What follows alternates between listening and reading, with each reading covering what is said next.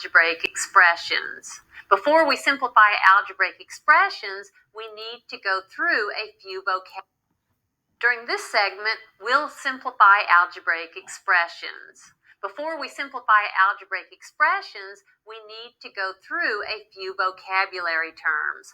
First of all, we need to talk about what we mean by the word term, also what we mean by numerical coefficient, and what we mean by like terms and unlike terms. So let's begin with a definition of the word term. A term is a number or a product of number and variables raised to powers. For example, this is a term. It is the product of the number -3 and y. So here we have a term. I'd like to be able to identify the numerical coefficient of a term. And the numerical coefficient of a term is simply the numerical factor of a term. So let's take a moment and let's practice identifying the numerical coefficient, sometimes just called the coefficient. What is the numerical coefficient of this term? The numerical coefficient of this term is the numerical factor, and it is -3. So the numerical coefficient of this term is -3. Let's try that again. We'll just write down another term. Let's suppose I have 22z to the 4th power. This is a term. It's the product of a number and variables raised to powers.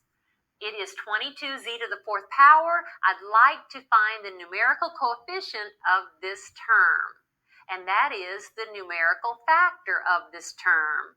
Since this is 22 times z to the 4th power, the numerical coefficient is 22. Let's continue. We are finding numerical coefficients. Let's suppose I just have the term y. Now, y is the same as 1y. Very important thing for you to note. Y is the same as 1y because 1 times y is y. So what is the numerical coefficient of this term, or equivalently this term? It's an understood coefficient of 1. So the numerical coefficient is 1. What if we have, say, -x? There is my term, -x. I'd like to identify the numerical coefficient of this term.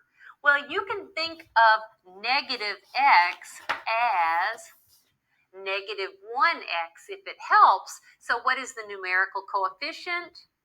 It is an understood -1. The numerical coefficient of this term, because it is the same as this, it is -1. And let's try one more time.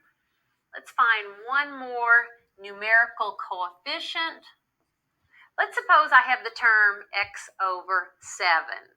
Now, if you need to, you may need to realize that this is the same as 1/7 times x. X over 7 is the same as 1/7 times x. So given that this is the same as this, it might be easier for you to see the numerical coefficient looking at it in this form. The numerical coefficient, which is the same as the numerical factor, is 1/7. That is the numerical coefficient, numerical factor. Now we know the definition of a term. We know what we mean by numerical coefficient. Let's talk about what we mean by like terms and also unlike terms. Terms that have the same exact variables raised to the same exact powers are called like terms. And if terms are not like terms, then they are unlike terms. Let's now practice identifying like terms or unlike terms. Let's identify whether these are like or unlike terms. So I have the term 5y, I have the term negative y. Are these like or unlike terms? Once again, remember the definition of like terms. Terms that have the same variables raised to the same powers. Well, let's check that. This variable in this term is y. Same thing here, it's y. What's the power here? It's an understood power of 1, understood power of 1. So these are like terms. Let's try that again. Let's look at a pair of terms. Suppose I have negative 2x squared y and 6xy. This is a term and this is a term. Now, by the way, what is the numerical coefficient of this term? The numerical coefficient of this term is negative 2. And what is the numerical coefficient? Sometimes called the coefficient of this term, it is 6. So we have two terms. We want to identify whether these are like terms or unlike terms. So let's look at the variables and let's look at the exponents on the variables. I have a variable of x here and x here, a variable of y here and y here, but remember that's not enough. The variables have to be exactly the same and their exponents have to be exactly the same for us to have like terms. This variable x has an exponent of 2. This variable x has an understood exponent of 1. So we can stop right there. These are not like terms. One more time, don't forget, for you to have like terms, the variables and their exponents must be exactly the same. So these are unlike terms.